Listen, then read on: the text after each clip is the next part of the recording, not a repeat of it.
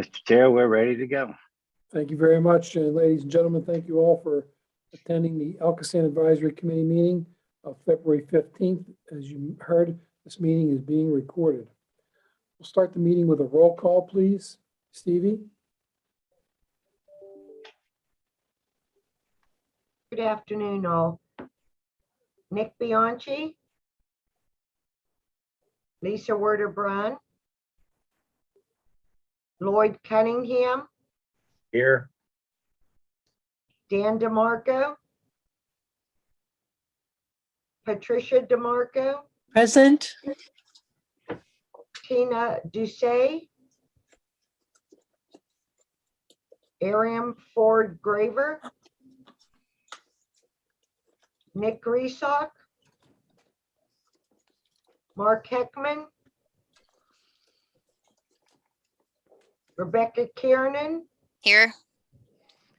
Ken Lasada, Here. Ruth Ann Omer, Present. Stanley Paps, Will Pickering, Mary Ellen Ramage, Here. Tim Rogers, Here?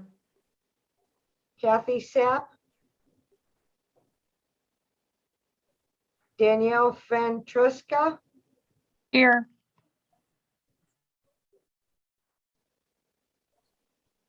I have 8. Same. Okay, we're lacking a quorum, unfortunately, and it continues to be an issue for us. I think we should encourage a letter to all the members to either attend or tender your resignation. Let me take care of that, Tim. It's Okay. Darla. I'll take care of that. Thank you. So we'll skip a couple action items and we'll go to a review of report to the ALCOSAN Board of Directors. Jeannie, I think that's you. Yes. I drafted the report and sent it out to everybody. Once we agree on what goes in it, Tim will then present it to the board at our meeting, our board meeting on the 24th of February. So I'm going to be in Florida. oh, well then I guess Mary Ellen will have to do it. Me. So did anybody, again, I have no pride of authorship here. If people want changes, I can certainly make them. Okay, are there any questions about the report that if you've had a chance to review it? Any suggestions and comments? Looks fine to me. Okay, hearing none, I think we're good. Emmy, are you okay with making that presentation? Yeah, Okay, great, thank you. you're welcome. All right, thank you. Drink some for me while you're at the golf course. Yeah, you really don't want to see me from Florida. It's the seven, it's the 7 guys I travel with. It's not me. I tried it once and it didn't work out too good. Update on communications, Joey. Thank you, Mr. Chairman, committee members. Good afternoon. By the end of the week, I promise you will have something in your inboxes requested about the rate increases, some talking points. You'll get that by the end of this week, and soon you'll be getting some dates from, excuse me, from Jean for the long-awaited communication kit training. So that'll be coming up too. We'll mail those out to everybody so you have them obviously in advance of that meeting. That's all I have, Mr. Chairman, unless you have any questions. Yeah, Joey, on the rate increase, I forgive my ignorance on this. Has ALCOSAN put out anything to the general public about Yes. the rate increase? They have. We did as soon as the board voted on that. Okay. That would have been in October, I believe. Have you gotten much kickback on that? Surprisingly, no. That is surprising. To the members, has anybody gotten calls from their residents about a rate increase? We've had mostly social media posts more. We don't get as many calls as we used to now that they have that lovely tool where they don't have to answer to anybody because, it's like almost being invisible. There was a lot, but I see the same for the water rates with it, Hampton Shaler water rates, they say the same thing. I think a lot of them don't even understand that the bill is combined. They get both bills at one time. So, we talked about internally here, maybe we need to do a little better education that, people might just be, because they're seeing them all together. And in our case, the garbage is on there too. So. And maybe that's incumbent upon the water authority too, to try to get something out of that. Yeah. Okay.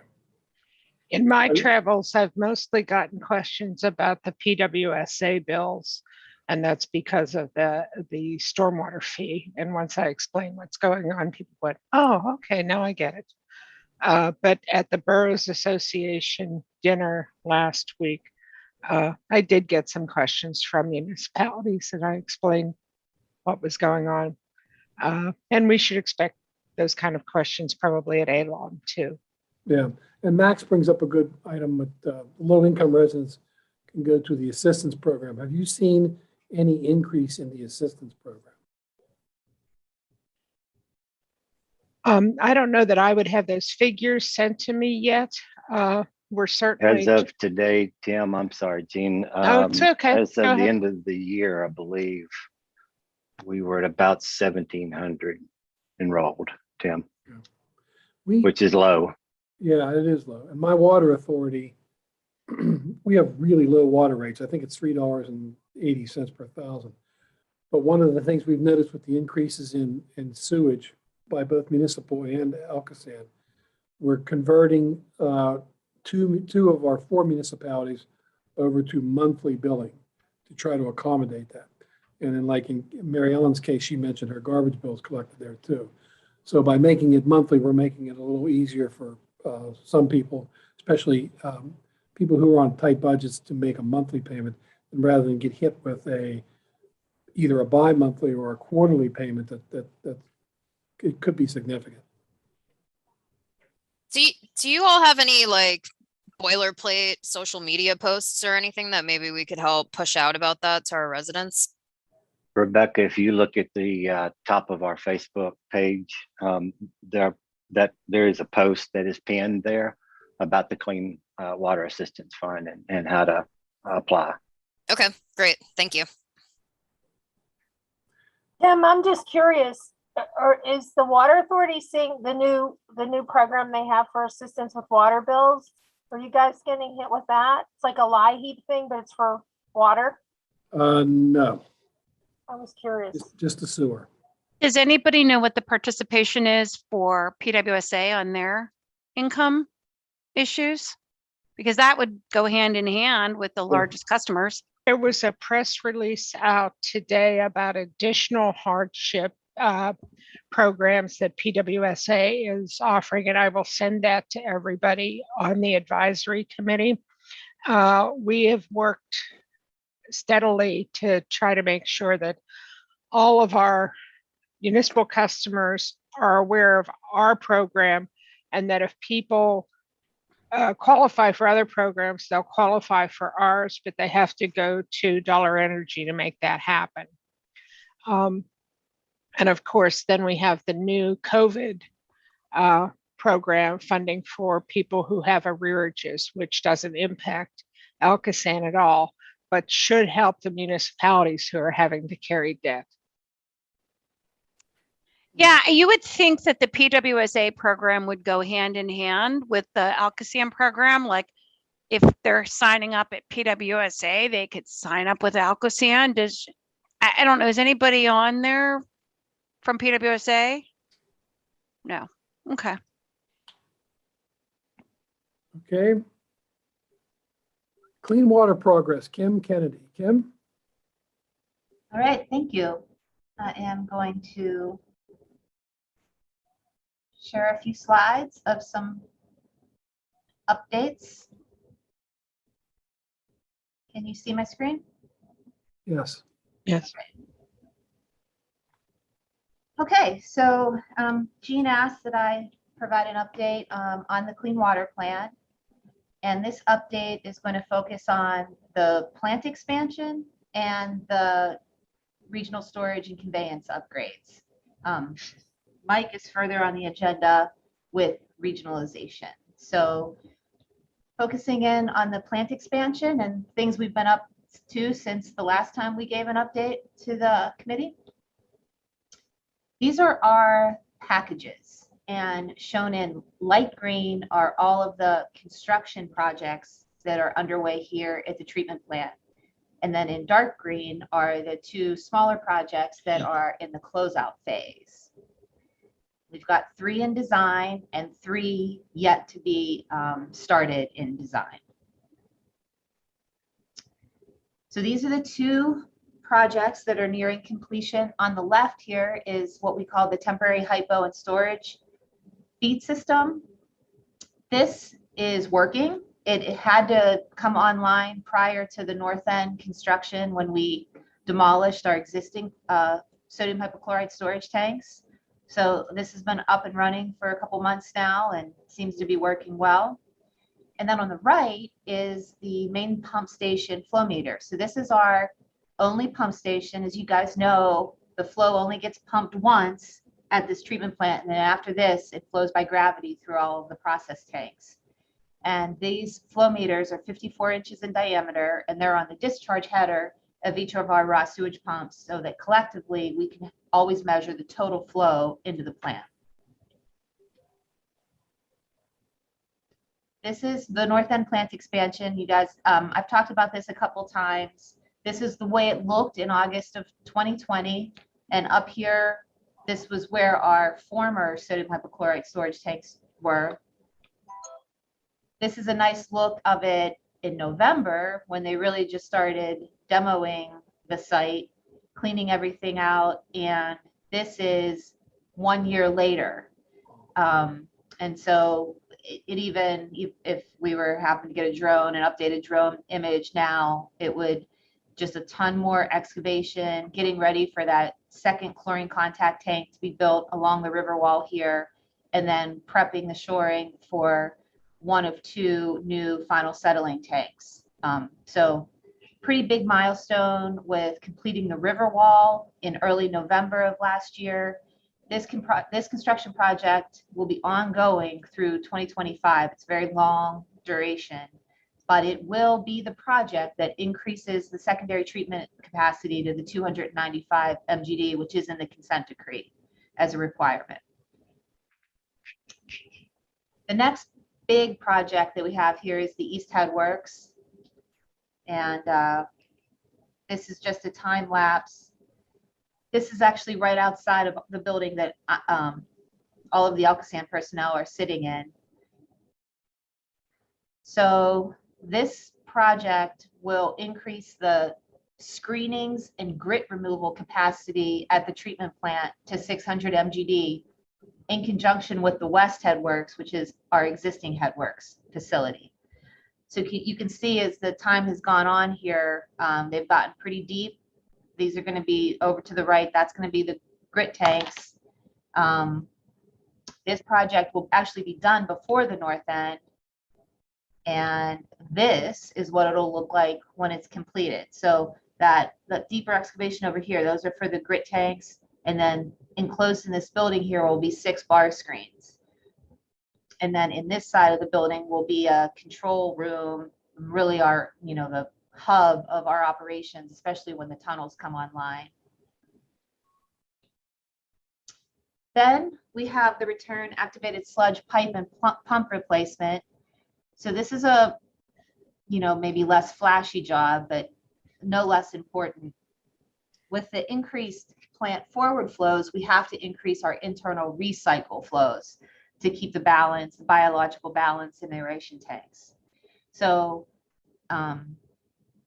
here is our pipe tunnel. That's the, all of this piping has been taken out now because it needs to be larger diameter, but obviously it's really hard to access. We have 1 hatch and all of the piping needs to be dropped through 1 hatch.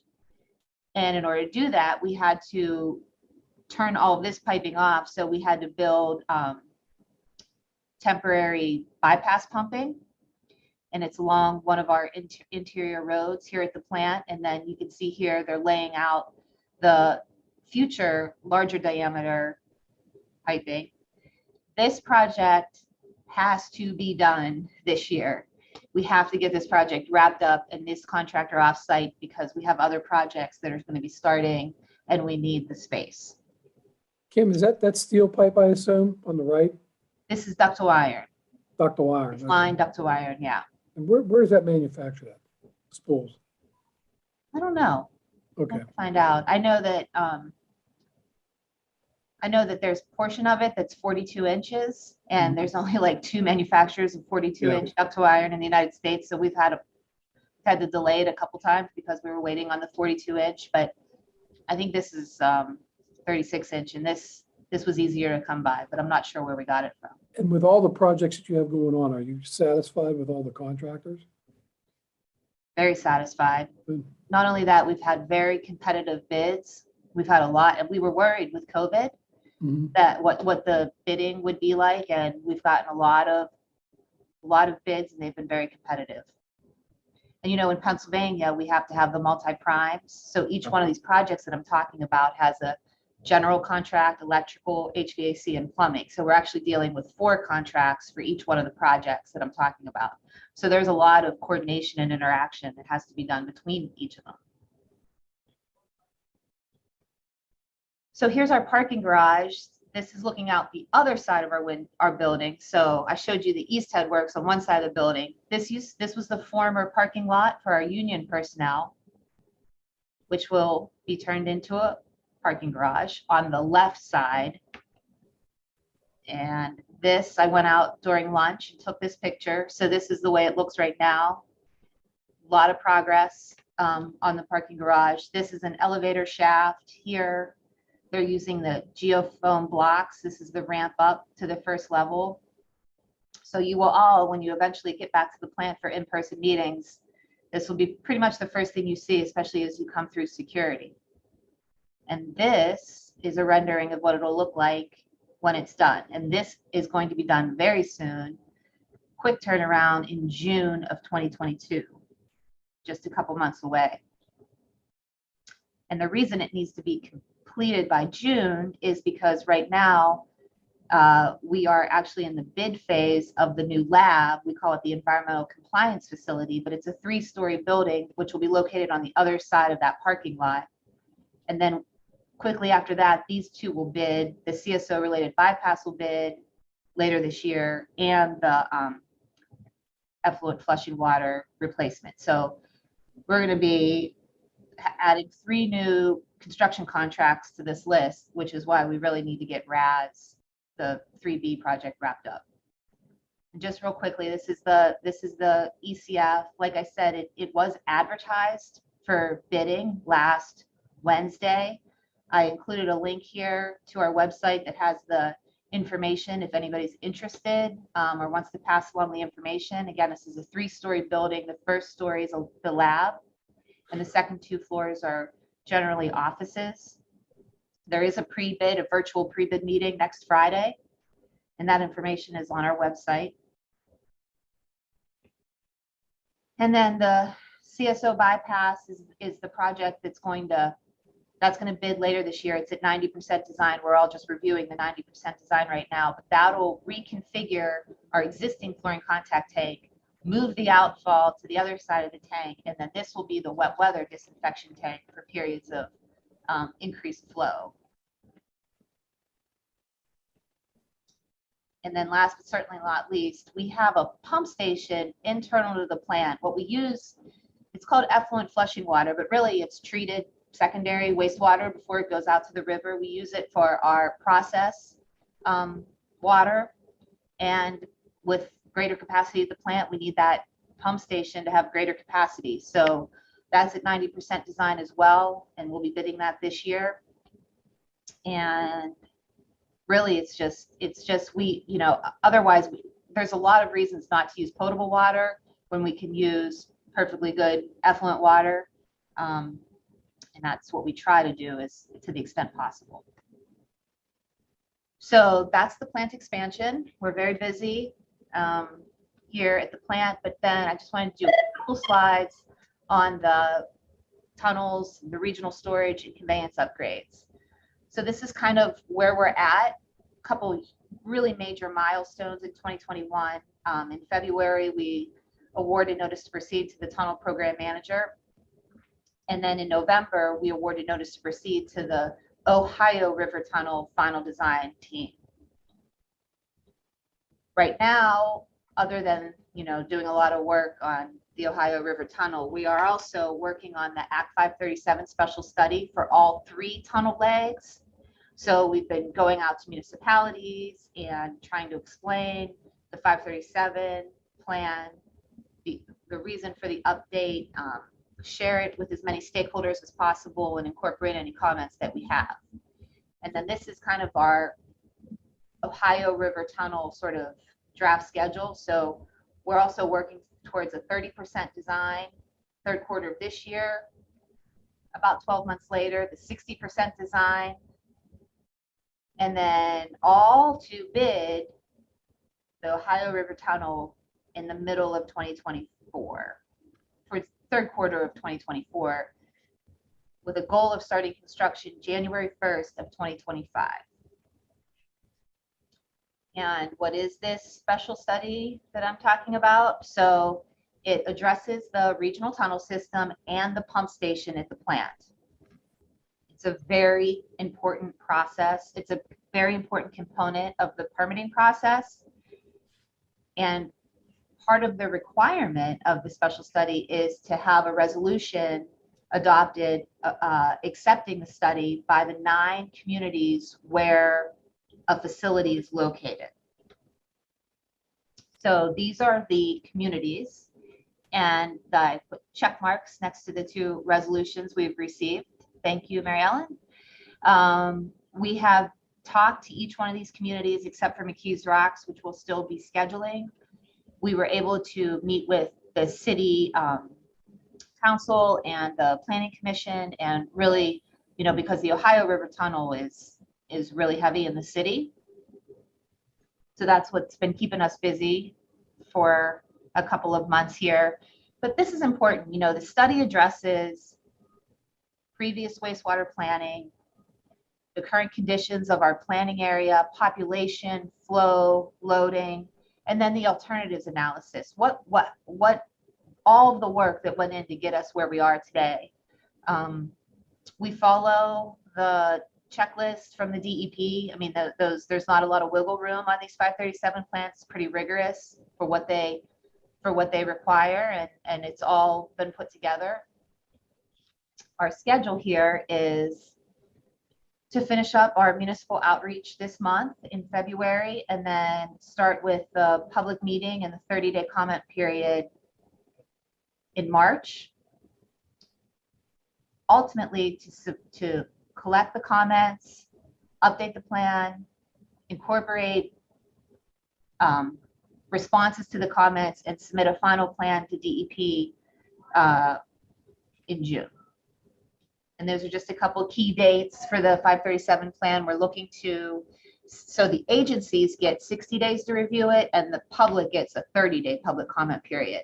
And we wouldn't start that until we have our public meetings. Plan on having 2 of them, one during the day and one at night. And we're looking at the week of March 28th. And that is the Clean Water Plan progress update. Thank you, Kim. Any questions for Kim? No, Kim, except, wow, I think it looks tremendous. I would have to assume that all of these dates and all these projects are on schedule, on time, on target with the consent order, correct? It is, yeah, it's all written into the contract document, so the contractors understand that these consent decree dates are pretty firm.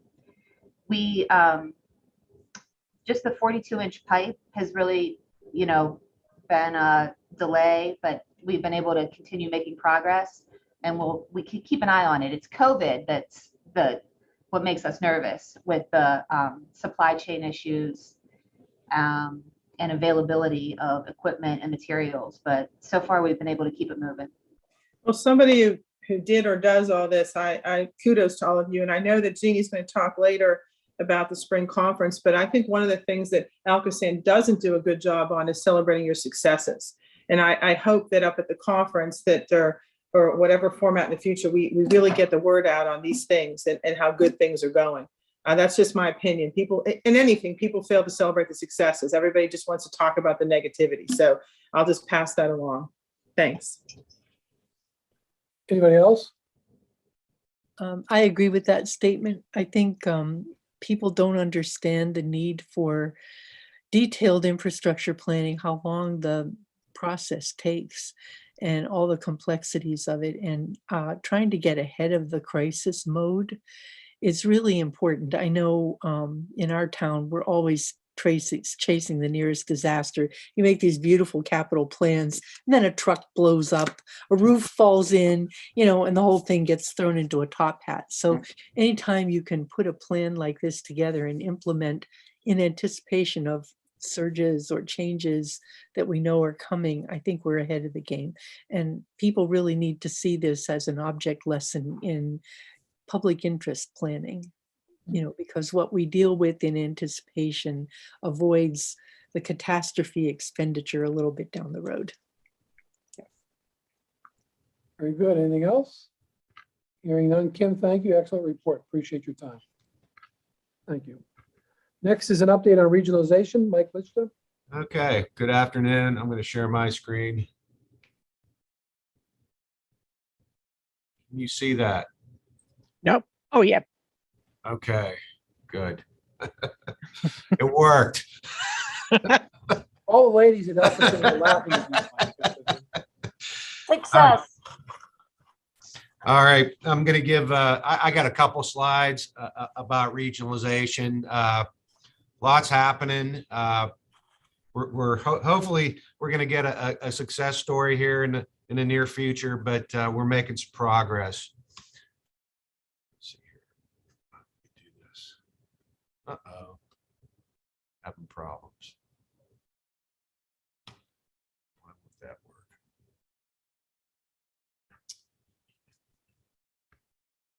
Oh, there it goes. All right. You've probably all seen this map before. This is basically the map that goes back to 2015, 2016, and the analysis performed by AECOM. 265 miles, 8 facilities, roughly 6,400 manholes, and 77 diversion structures eligible for transfer. These numbers, plus or minus, but they are pretty good numbers, and we are maintaining quite a asset database on these sewers, on these proposed sewers for transfer. Current status of the regionalization program. We have 71 of the 80 modified transfer agreements distributed as of the last update. 11 councils have approved the transfer agreements. We're currently conducting record searches in 4 of the points of connection. That's because those municipalities were not able to find their permits. 2 municipalities had their permits for their sewers that are being transferred. So we are coordinating and assisting them in preparing for the permit transfers. There's some paperwork that has to go through DEP to transfer those sewers. I know Julia and Tim continue to meet with the municipalities and try to coordinate the project and program with GROW. There's some potential funding available for projects that can result in I&I reductions. So we continue to make progress there. And, most of the municipalities have either started or are in the process of completing their repairs. We're pretty happy with some of the progress made thus far. We are looking at potentially having a contract to try to firm up some of the remaining televising work. There's approximately 23 miles of remaining televising that we're working with Julia currently to roll that out in coordination with AECom to try to get that contract out there. And there's some long stretches in certain municipalities that we're going to try to go back and have another go at it and retelevise and see if we can get those closed up. Just again to review the transfer process. Max, please interject if I say anything wrong. You want to complete the repairs and submit the data. We are keeping track of all that information in our asset database, Info Asset Manager, and that information is getting linked to the appropriate sewer, that either a video or just the information on the repair. Pass council resolution approving the transfer. Complete all exhibits. There were like 6 exhibits, I believe, that were part of the transfer agreement. Some mapping, some assignment, and some post-closing repair agreements that need to be executed. And that's where we're at now is get these permit applications done. Either we're going to need a new permit application to DEP, new water quality management permit application, or if you find the permits, it'll be a simple permit transfer. So that's kind of where we're at with a number of municipalities now. Execute the final agreements and submit 2 full packages to ALCOSAN for review and execution. So that's kind of the entire process of regionalization as it is right now. Preparing your transfer agreements. Complete all transfer agreement exhibits. There's like 6 exhibits that need to be executed. If you need information or assistance with those, give us a call. Provide us a copy of your permits. It's a key component of the transfer agreement process. We have been working in discussions with DEP. They do want new agreements and new permits with these transfer facilities. So what we've supplied along with the transfer agreements, general information form, application for permit transfer, sewer system module, an application for water quality management permits. These are, you're either going to have to get a new water quality management permit for these trunk sewers, where ALCOSAN is, or we're going to have to complete a transfer, water quality management permit transfer as part of that. Providing the permit, if you have them, that's probably the quickest way. And we're currently working. It sort of makes sense for us to do the searches, rather than 40 or 50 municipalities doing the searches. So we got a process. We're working out a process with DEP to do the permit searches. So that's currently ongoing. And that should be it. So I will stop sharing and answer any questions if you have any questions. And I raised this question to Mike. My board of commissioners just approved the transfer. And we fixed everything that needed to be fixed, but we're having trouble proving 1 or 2 locations because of the dynamics of the flow in the trunk main. And so my question to Mike was, does ALCOSAN have a contractor that could do that confirmation and then bill the township for the work? We currently don't have a contract, Tim, open. We did have one, but it's pretty much closed out. So we're kind of, we did at one point in time, we had contract 1695. It was, I think it was bid in 2019. We're kind of approaching the end of the contract life with that, and we're trying to close it out currently. So we don't have an active vehicle. Okay. Any questions for Mike? Hearing none, we'll move on to the update from Three Rivers Wet Weather. Dave, is Dave with us? Yep. Dave, fire away, bud. Thanks, Tim. Well, first, Jeannie, thanks for inviting me. And I'm excited to tell you that I've finished my first year at Three Rivers. It's been a great experience, and working with the ALCOSAN staff is outstanding. And want to thank them. We've worked with Mike and his team, and we've been provided funding. I've worked with Suzanne and everybody. We've provided funding for us again for 2022. So thank you for that. We have all the communities have received their consent or agreements right now, and all but 2 of the separate SOAR communities have executed their agreements. And in speaking with the health department, we expect those to occur within the next few weeks. As to the combined SOAR communities, they have received them, and they're in the process of looking through them. Same way with the mixed communities.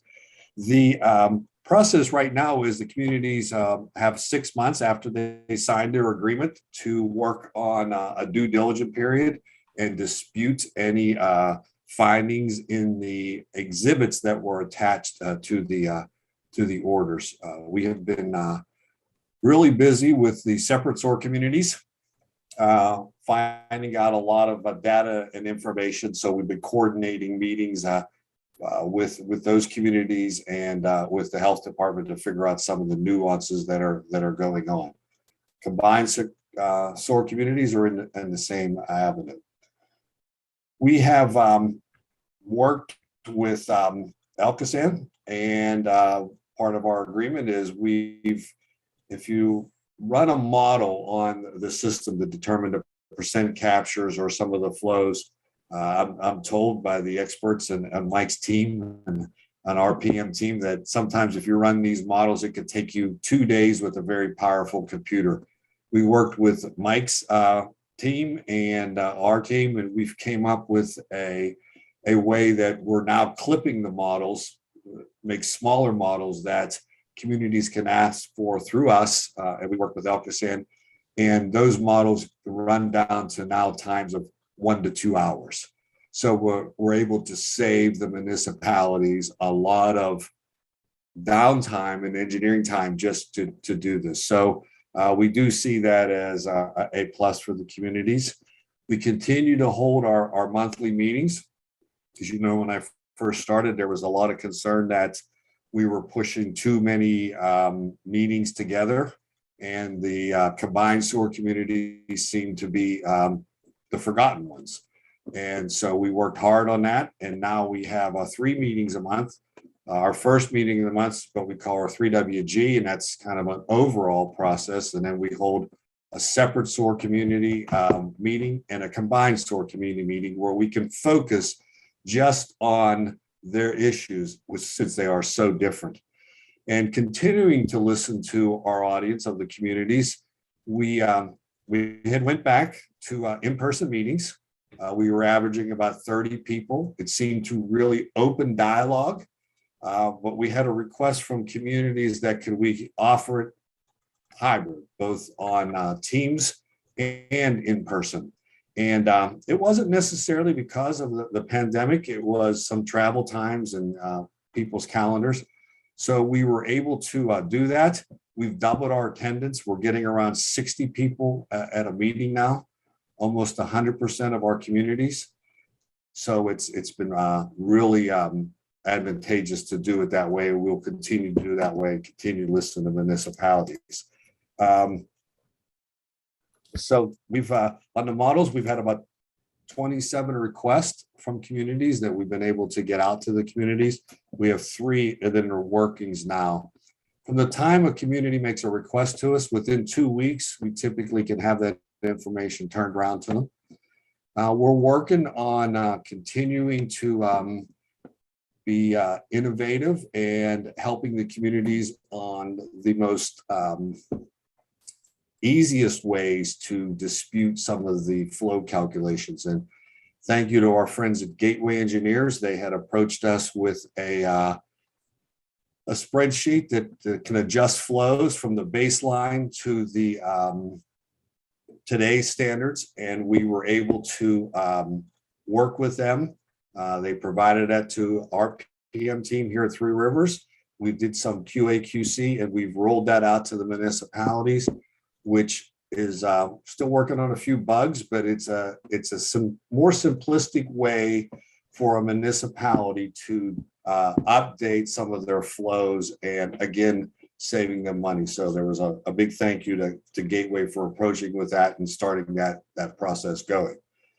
And so we really are excited about what's going on. We have started dialogue with PWSA.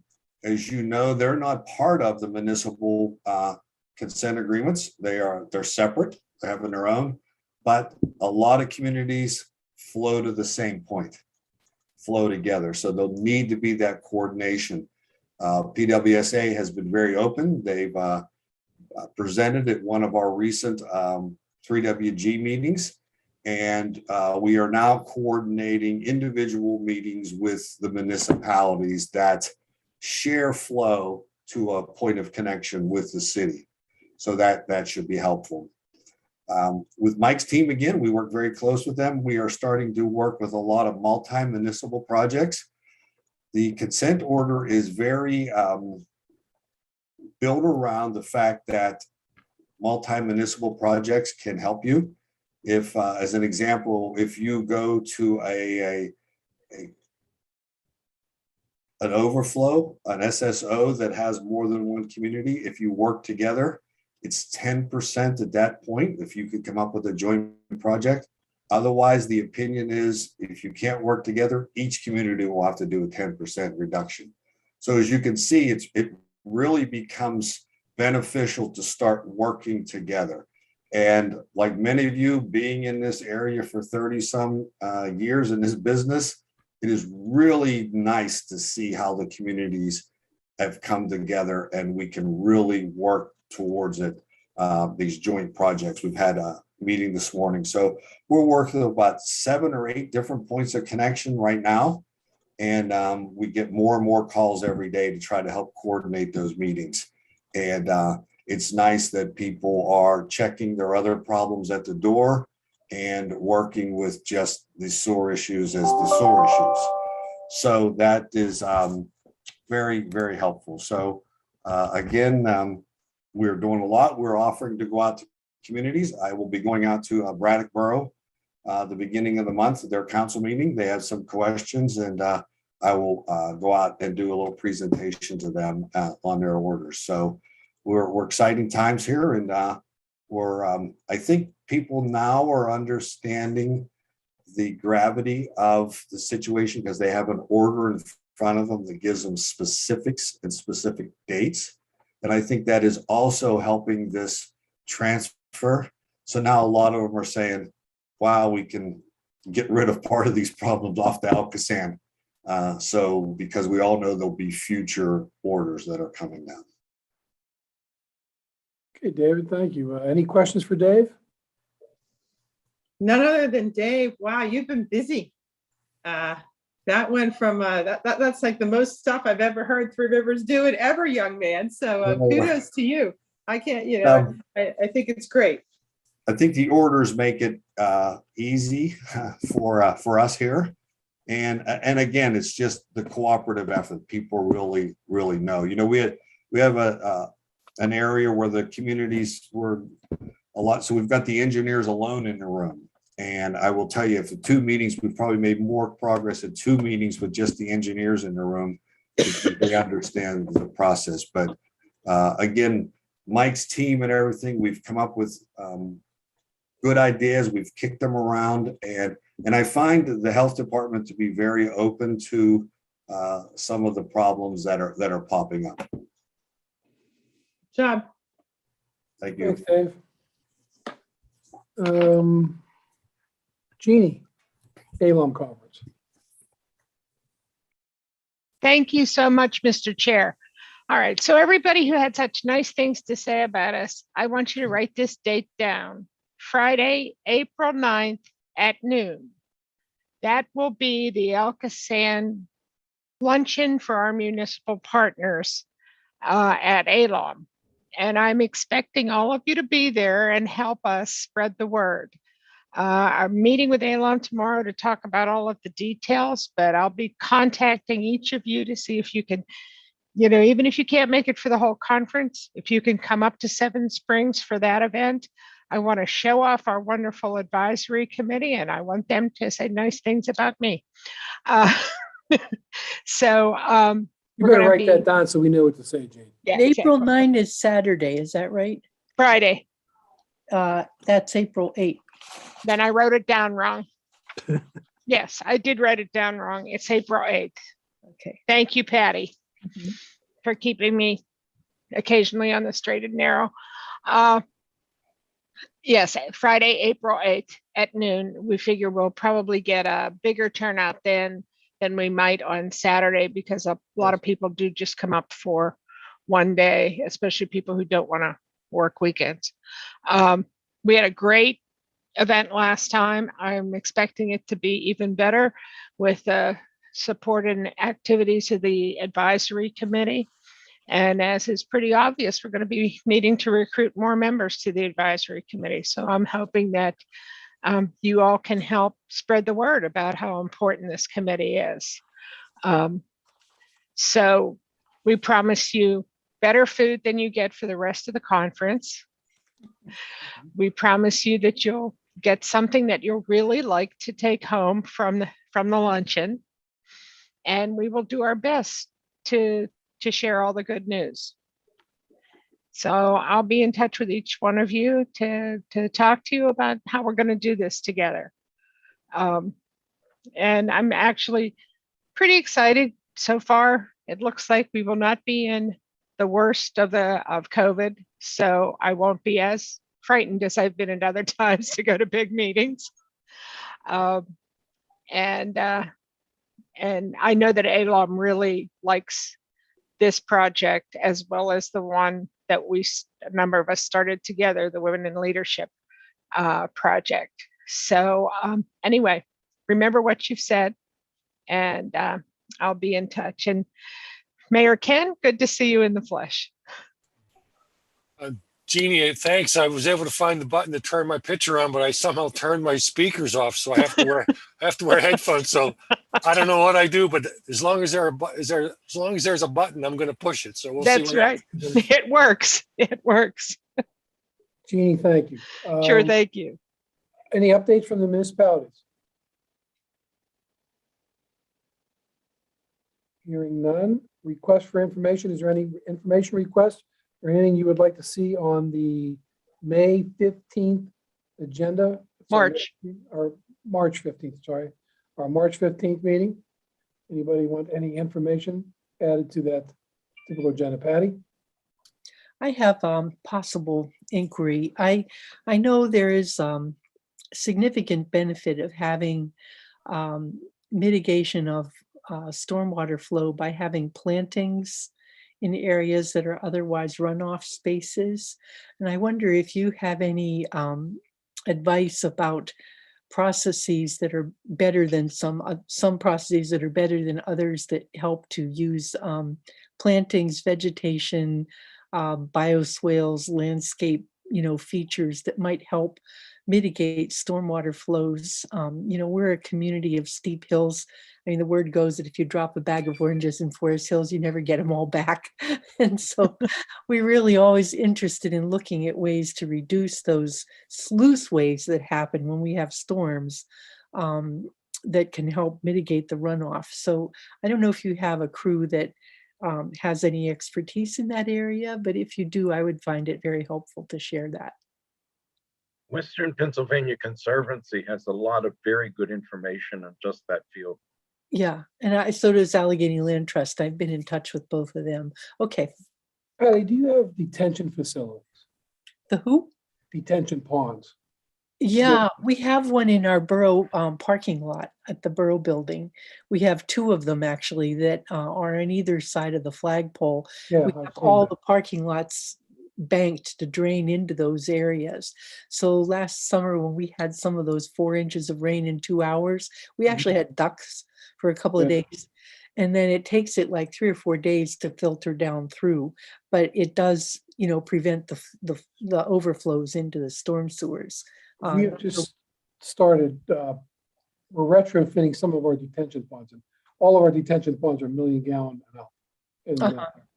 And so we're redoing those and putting vegetation, rather than just making them grass. we're Yeah. putting, plants that take on a lot of water. And we're retrofitting some of our detention ponds that way. And to try to absorb the water as much as to detain it. Yeah. And we Well, got the same information as Lloyd. These are new and they were planted with vegetation that's designed to be either, water tolerant or actually even tolerate periods of drought when it goes a long time without. So they're kind of strange critters, but Yeah. we've got some, good service from them. They are serving as intended, but that's just one place. And in residential properties, Tough. we don't have very much control over what people plant, but we can certainly give them suggestions about things they might do. I mean, some of our driveways look like sluiceways in the rain, So, okay, I just wondered if you had any advice about that. Patty, Yeah. it's hi, it's Darla. I hope you're Hi. well. The fig tree is still alive, I think. So let's It'll just be hope for that. hibernating. It'll be hibernating. It's hibernating. So there's a couple of resources that I'll send you. There's a homeowner's guide to stormwater management that was done by, and I think you can find that online, actually. It was done by the Conservation District a couple of years ago. It was a partnership between PAC and a lot of different organizations, but it's called the Homeowner's Guide to Stormwater Management. And it actually talks about all the various things a homeowner can do. And I think online they even have a grid on how you could map out your property. The other thing too is I don't know who your engineering firm is. Gill and Glen Engineering. Well, maybe Glenn can put together something that would be feasible for a distribution or education to your residents, because that's one of the challenges that you have is being able to put out there, what are the best plants to plant? How much maintenance does it take, et cetera, et cetera, et cetera. Yeah. But the homeowner's guide, and I'll take a quick look for it. If I find it, I'll send it to you. Thank you. Thank you. I'll look for it too. Thanks, And Darla. I'll add, Tim Prevost may have some resources that none of us know about. So I'll check with him and see if he can dig anything up. Okay, thank you. Anybody else? Hearing none, again, our next meeting is March 15th, 2022 at 2 p.m. I believe we have not secured a quorum. Is that correct? That's correct. Okay, so the two action items will be detained into the next, which were simply approval of the minutes. And we did want to have a motion to accept the resignation of Mark Samponia. So we'll put that on the next agenda. Right. Max, anything for the good of the order? No, I think we've covered everything. Okay, thank you. Mr. I Chairman, would just like to congratulate Kim Kennedy, who is receiving the Civil Engineer of the Year award this coming Saturday from the Pittsburgh section of the American Society of Civil Engineers. So Congratulations. Kim. hometown pride. After that Well presentation you deserved. put on, Thank after that you, presentation Jane. you put on, looks like you well deserved that. Well deserved, well deserved. Oh my God, congratulations. You're Thank you. busy. You're busy with some other stuff, but I'm so excited for you. Thank you. Nice. Anything else? I Mr. think Chairman, Ken had something. Yeah. yeah, before I Right. make a motion to adjourn, Mr. President, you were saying we're short of a quorum, but it looks like there's 23 participants in this meeting. That's astounding. So You're all ALCOSAN employees. I know, but why are we so top? It staggers the mind. Yeah, Anyway, and I raised that Darla's going to deal with that with the county executive. It's unfortunate that we can't get a quorum for something this important. well, thank you, Mr. President. Mr. President, I'll make a motion to adjourn. Ken Lasota. We have a motion to adjourn, seconded by Patty. Without the question, without